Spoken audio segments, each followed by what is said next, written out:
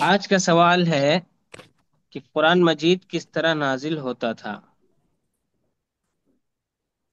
پچھلا سوال میں تھا کہ قرآن مجید ایک ہی مرتبہ پورا جو ہمارے سامنے جتنا ہے سب ایک ہی مرتبہ میں نازل ہوا، یا نہیں تھوڑا تھوڑا کر کے، یا الگ، ہے نا؟ تو جواب ہے کہ جی تھوڑا تھوڑا تھوڑا، جیسی ضرورت پڑی، جب جب ضرورت پڑی، تھوڑا تھوڑا نازل ہوتا گیا، اترتا گیا۔ اب یہاں سوال ہے کہ قرآن مجید کس طرح نازل ہوتا تھا۔ جواب: حضرت جبرائیل علیہ السلام آ کر آپ کو آیت یا سورت سنا دیتے تھے، آپ اسے سن کر یاد کر لیتے تھے، اور کسی لکھنے والے کو بلا کر لکھوا دیتے تھے۔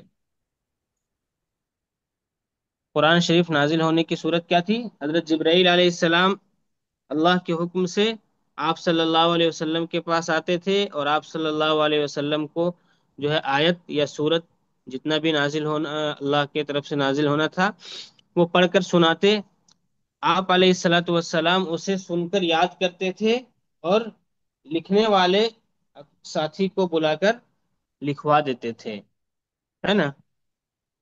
کیونکہ ذہن سے نکل بھی سکتا تھا، تو اس لیے لکھوا دیتے تھے۔ اب سوال یہ ہے کہ آپ صلی اللہ علیہ وسلم کسی کو بلا کر کیوں لکھواتے تھے، خود سے کیوں نہیں لکھتے تھے؟ ہے نا، سوال جی ہو سکتا ہے کہ خود سے جی کیوں نہیں لکھتے تھے، دوسرے سے کیوں لکھواتے تھے؟ تو وہی سوال آگے ہے کہ سوال: آپ خود کیوں نہیں لکھ لیتے تھے؟ جواب ہے: اس لیے کہ آپ امی تھے، اس لیے کہ آپ امی تھے۔ سوال: امی کسے کہتے ہیں؟ امی کسے کہتے ہیں؟ جواب: جس نے کسی سے لکھنا پڑھنا نہ سیکھا ہو اسے امی کہتے ہیں۔ امی کا معنی کیا ہے، مطلب کیا ہے؟ جس نے کسی سے لکھنا اور پڑھنا نہ سیکھا ہو اسے امی کہتے ہیں۔ دیکھو آگے بتایا کہ اگرچہ حضور صلی اللہ علیہ وسلم نے دنیا میں کسی سے علم نہیں سیکھا، لیکن خدا تعالی نے آپ کو تمام مخلوق سے زیادہ علم دیا تھا۔ حضور صلی اللہ علیہ وسلم نے دنیا میں کسی سے لکھنا پڑھنا نہیں سیکھا تھا۔ دیکھو، ایک وجہ یہ بھی ہے کہ حضور صلی اللہ علیہ وسلم 40 سال تک کہاں رہے؟ مکہ میں رہے، اور اس وقت تک تو اسلام نہیں تھا، اسلام نہیں تھا۔ وہ لوگ جو ہے مکہ کے میں رہنے والے جس چیز کی بھی عبادت کرتے تھے یا جس مذہب پر چلتے تھے اسی پر وہ لوگ چلتے تھے۔ اب اگر حضور صلی اللہ علیہ وسلم بہت زیادہ جو ہے پڑھے لکھے ہوتے، لکھتے، بہت زیادہ اعلیٰ تعلیم یافتہ ہوتے، بہت بڑی بڑی ڈگری ہوتی، اور پھر 40 سال کے بعد حضور صلی اللہ علیہ وسلم جب قرآن شریف لا کر سناتے ان وہاں کے مکہ والوں کو، تو وہ لوگ کہتے کہ ارے یہ پڑھا لکھا ہے، بہت زیادہ پڑھا لکھا ہے، تو ہو سکتا ہے یہ اپنے سے بنا کر لا رہا ہے نا؟ نہیں سمجھا؟ کوئی ٹیلنٹ ہے کسی کے پاس، بہت زیادہ قابلیت ہے، تو وہ اپنے سے بہت سی چیزیں بناتا ہے کہ نہیں؟ تو ہو سکتا تھا ایسا وہ لوگ سوچتے کہ جو ہے یہ پڑھے لکھے ہیں اور ماہر آدمی ہیں، تو یہ خود سے بنا کر لا رہے ہیں، اور جو ہے جھوٹ جھوٹ کہتے ہیں کہ یہ اللہ کی طرف سے ہم پر نازل ہوتا ہے۔ ٹھیک ہے، لیکن کمال تو اس بات میں ہے کہ آپ علیہ الصلاۃ والسلام کبھی کسی سے پڑھے نہیں، کسی سے کبھی لکھنا نہیں سیکھا، لیکن اس کے بعد بھی ایسی کتاب جو ہے لا کر دے رہے ہیں، لا کر سنا رہے ہیں، ایسی آیتیں سنا رہے ہیں جو بہت ہی، جس کے جس جس طرح کی آیت پہ جو ہے بنانا یا کسی کو لانا، یہ کسی کے بس میں نہیں۔ قرآن میں خود جو ہے کئی جگہ پر چیلنج کیا ہے کہ تم اگر اس میں شک شبہ کرتے ہو، اگر تم اس کو اللہ کا کلام نہیں مانتے ہو، تو اس طرح کی ایک سورت یا ایک آیت بھی لا کر دکھاؤ، ہے نا؟ اس وقت مکہ میں بہت بڑے بڑے ادیب تھے، بہت بڑے بڑے جو ہے قابل لوگ تھے، لیکن بہت کوششیں کی انہوں نے، لیکن ایک آیت ایک سورت بھی وہ لوگ نہیں بنا سکے، وہ لوگ پیش نہیں کر سکے۔ حضور صلی اللہ علیہ وسلم جو ہے کو کئی طرح سے جھٹلایا گیا، کبھی ساحر، کبھی مجنو، کبھی دیوانہ، اور کیا کیا نہیں کہا گیا، کبھی جھوٹا، نعوذ باللہ۔ تو اللہ کے رسول صلی اللہ علیہ وسلم کے کمال کی بات یہ ہے کہ آپ نے لکھنا نہیں سیکھا، پڑھنا نہیں سیکھا، اس کے بعد بھی ایسی کتاب اور ایسی صورت، ایسی آیت لا کر سنا رہے ہیں جو کوئی نہیں لا سکتا، کوئی نہیں بنا سکتا۔ تو اس سے بھی یہ معجزہ تھا۔ اس کو بھی اگر ایمانداری سے وہ لوگ وہ اس پر غور و فکر کرتے اور ایمانداری کے ساتھ اس کو ماننے کی کوشش کرتے تو وہ لوگ بھی ایمان لے آتے، لیکن ایمان ان کے نصیب میں نہیں تھا۔ ورنہ ایک ایسا آدمی جو ان کے درمیان ہے، مکہ والوں کے درمیان رہا، اور وہ جان رہے ہیں کہ یہ کبھی کسی کے سامنے پڑھے نہیں ہیں، کسی سے لکھنا نہیں سیکھا انہوں نے، لیکن اس کے بعد بھی ایسا کلام پیش کر رہے ہیں، تو یہ کافی تھا ان کو ماننے کے لیے اور یہ جاننے کے لیے کہ نہیں، یہ نبی ہے، لیکن ان کے نصیب میں ایمان نہیں تھا، اس لیے وہ مانے نہیں۔ تو اللہ کے رسول صلی اللہ علیہ وسلم نے کسی سے لکھنا پڑھنا نہیں سیکھا تھا، اس لیے آپ کو امی کہتے ہیں۔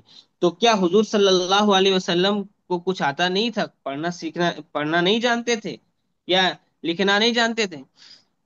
تو یہ نہیں کہہ سکتے ہیں، بلکہ اللہ تبارک و تعالی نے حضور صلی اللہ علیہ وسلم نے اگرچہ دنیا میں کسی سے نہیں سیکھا، لیکن اللہ تبارک و تعالی نے تمام مخلوق سے زیادہ آپ کو علم دیا تھا۔ آپ صلی اللہ علیہ وسلم سے زیادہ علم کسی کو نہیں تھا، ہے نا؟ ڈائریکٹ اللہ نے آپ کو علم دیا تھا۔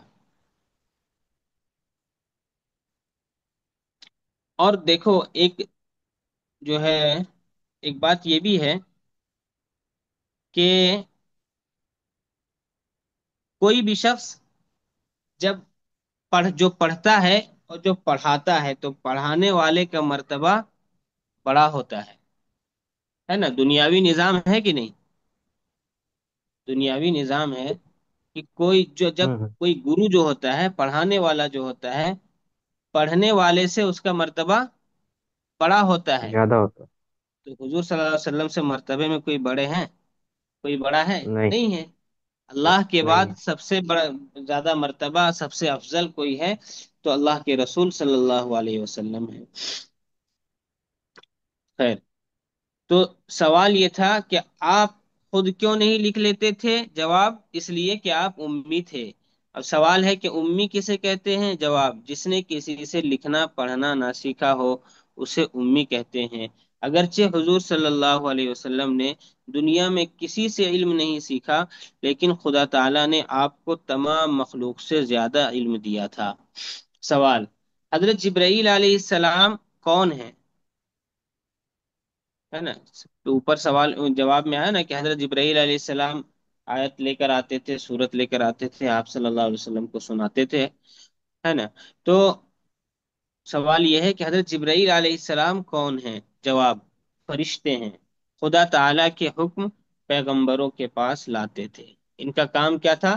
کہ اللہ تبارک و تعالی کا جو بھی حکم ہوتا، جو بھی میسج ہوتا، وہ پیغمبروں کے پاس لا کر پہنچاتے تھے۔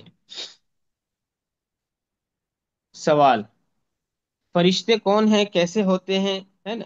تو اس کے بارے میں آگے آ جائے گا، اس لیے یہاں جاننے کی ضرورت نہیں ہے۔ سوال، مسلمان خدا تعالی کی بندگی کیسے کرتے ہیں؟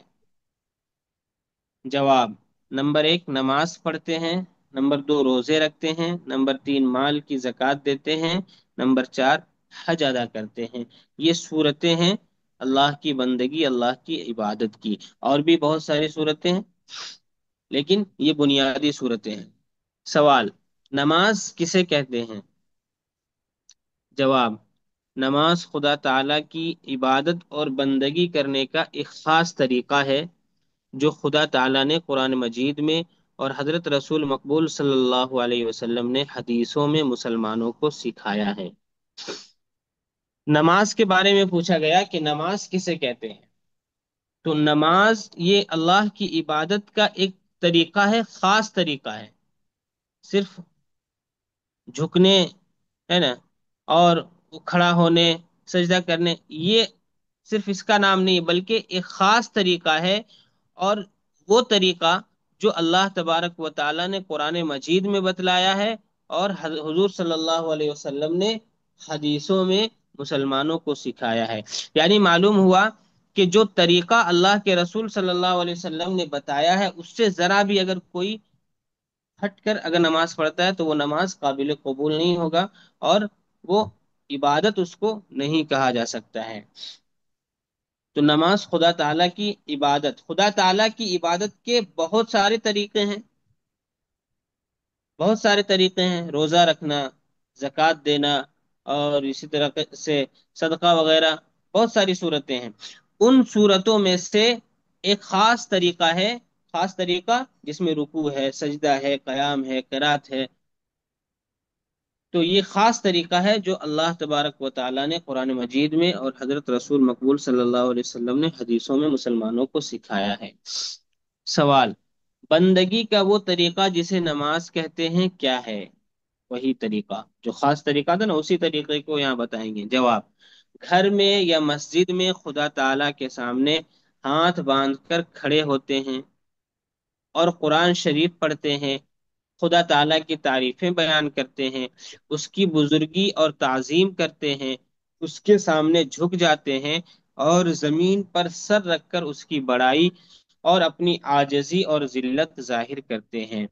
یہ نماز کا جو ہے اجمالی طور پر نماز کا جو خاکہ یہاں پر بیان کیا کہ نماز میں یہ چیزیں ہوتی ہیں۔ ساری چیزوں کو نہیں بتایا کہ ثنا پڑھا جاتا ہے، اور ثنا پڑھنے کے بعد جو ہے سورت پڑھیں گے، الحمد شریف پڑھیں گے، الحمد شریف کے بعد سورت پڑھیں گے، اس طرح سے پورا نہیں، بلکہ اجمالی طور پر اس سے جس جس سے جو ہے چیز سمجھ میں آ جائے، بس اتنا بیان کیا کہ گھر میں یا مسجد میں خدا تعالیٰ کے سامنے ہاتھ باندھ کر کھڑے ہوتے ہیں اور قرآن شریف پڑھتے ہیں، خدا کی تعالیٰ کی تعریفیں بیان کرتے ہیں، اس کی بزرگی اور تعظیم کرتے ہیں، اور اس کے سامنے جھک جاتے ہیں، یعنی رکوع ہے، سجدہ ہے، اور تعریفیں بیان کرنا، الحمدللہ میں تعریف ہے، بزرگی، تعظیم، سب تسبیحات وغیرہ ہے، سب انہی چیزوں میں ہے، سب میں یہی چیزیں ہیں، اور زمین پر سر رکھ کر اس کی بڑائی اور عاجزی اور ذلت ظاہر کرتے ہیں۔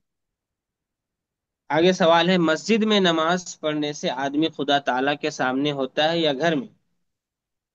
یعنی آدمی مسجد میں پڑھتا ہے تب خدا کے سامنے ہوتا ہے، یا گھر میں پر نماز پڑھتا ہے تب خدا کے سامنے ہوتا ہے؟ تو جواب یہ ہے کہ خدا تعالیٰ تو ہر جگہ سامنے ہوتا ہے، چاہے مسجد میں آدمی نماز پڑھے، یا گھر پر پڑھے، یا میدان میں پڑھے، یا جنگل میں پڑھے، کہیں بھی پڑھے، لیکن مسجد میں نماز پڑھنے کا ثواب بہت زیادہ ہوتا ہے۔ گھر میں یا باہر کہیں اور پڑھنے سے جو ہے مسجد میں نماز پڑھنا، اس میں ثواب زیادہ ہوتا ہے۔ حدیث میں 25 گنا سے لے کر 27 گنا بھی آتا ہے، کہ یعنی گھر میں اگر کوئی پڑھتا ہے تو جتنا ثواب ملتا ہے اس کا 25 سے 27 گنا تک ثواب مسجد میں پڑھنے سے ملتا ہے۔